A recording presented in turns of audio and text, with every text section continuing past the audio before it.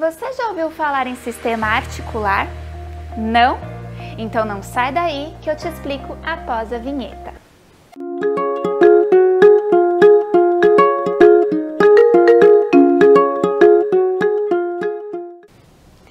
Sejam bem-vindos a mais um Pausa para Anatomia. Hoje vamos falar da definição e a classificação do sistema articular.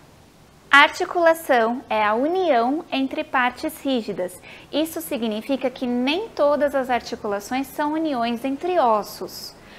Ok, concordo que a maioria é feita por união entre ossos, mas nem todas, e conforme eu der os exemplos, vocês vão entender melhor. Podemos classificar as articulações de duas maneiras. A primeira, em relação ao tecido interposto, ou seja, o tecido que conecta ou que está entre as partes rígidas. Existem três tipos. Existem articulações em que o tecido existente entre as partes rígidas é um tecido fibroso, que nada mais é do que um tecido conjuntivo rico em fibras. Para essas articulações, damos o nome de articulações fibrosas. Existem articulações em que o tecido existente entre as partes rígidas é um tecido cartilaginoso, e para essas articulações damos o nome de articulações cartilagíneas. E por fim, articulações que são unidas por um líquido denominado sinovial. Eu vou explicar mais adiante que líquido é esse.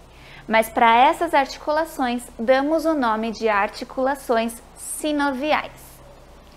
Calma, que já já eu darei exemplos e tudo ficará mais claro para vocês.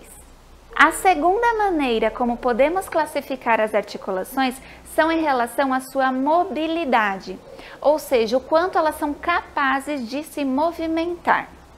As articulações fibrosas são classificadas como sinartroses.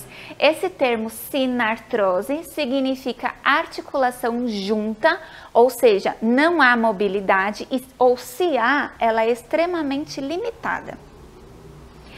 As articulações cartilagíneas são classificadas como anfiartroses.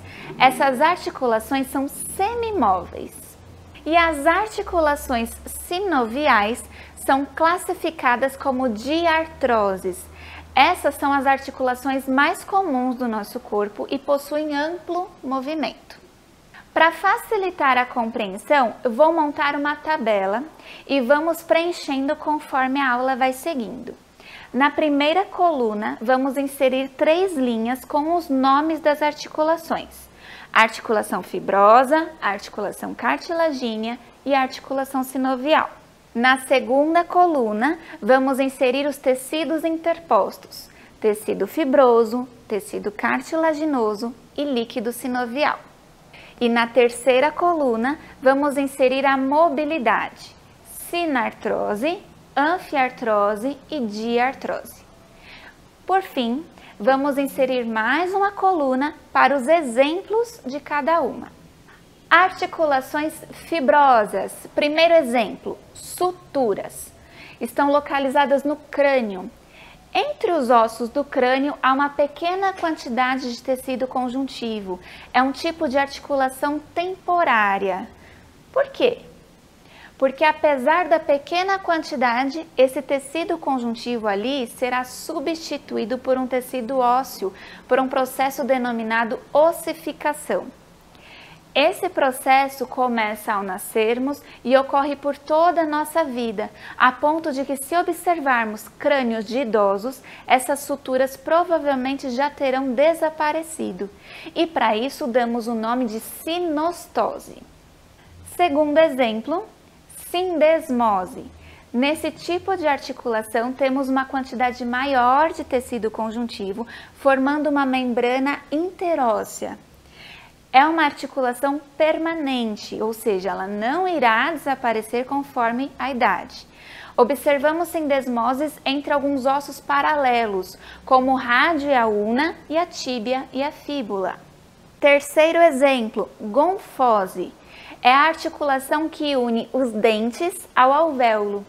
Essa união é feita pelos ligamentos periodontais. Lembra que eu comentei que nem todas as articulações são uniões entre ossos? Pois é, gonfose é um exemplo disso. Não entendeu? Temos um minuto macro e micro explicando a diferença entre um dente e osso. Depois, vai lá dar uma olhadinha nos nossos vídeos. Pronto! Podemos agora inserir esses 3 exemplos de articulações fibrosas à nossa tabela. Exemplos de articulações cartilagíneas. Sincondroses, em que o tipo de cartilagem é a cartilagem hialina. Podemos encontrar nas articulações externo-costais. E as sínfises, em que o tipo de cartilagem é a fibrocartilagem, um tecido mais resistente do que a cartilagem hialina, e podemos encontrar entre as vértebras, formando os discos intervertebrais e a sínfise púbica. Já podemos acrescentar esses 2 exemplos à nossa tabela. E por fim, articulações sinoviais. Esse tipo de articulação é bem complexa, principalmente no que diz respeito aos seus movimentos e eixos.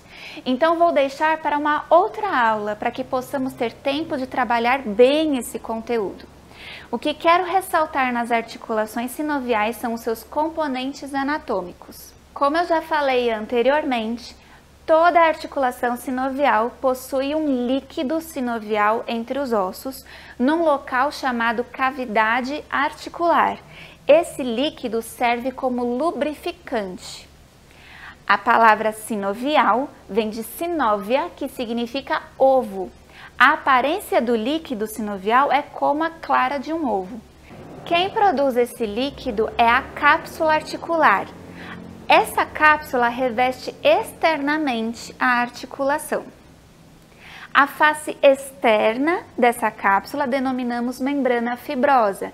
Já a face interna da cápsula denominamos membrana sinovial. E é justamente essa membrana que produz o líquido sinovial. Na parte interna da articulação, recobrindo a superfície das epífises, temos a cartilagem articular. Atenção! Ela não serve como um tecido de conexão, ela serve como um amortecedor contra as forças aplicadas nessa articulação. E por fim, temos ligamentos, que irão auxiliar a cápsula, garantindo o direcionamento correto aos movimentos. Temos várias articulações sinoviais. Exemplos: joelho, cotovelo, ATM, entre outros. Tabela preenchida. Agora você já sabe quais são os tipos de articulações que temos no nosso corpo e como podemos classificá-las. E aí, gostaram? Entenderam tudo?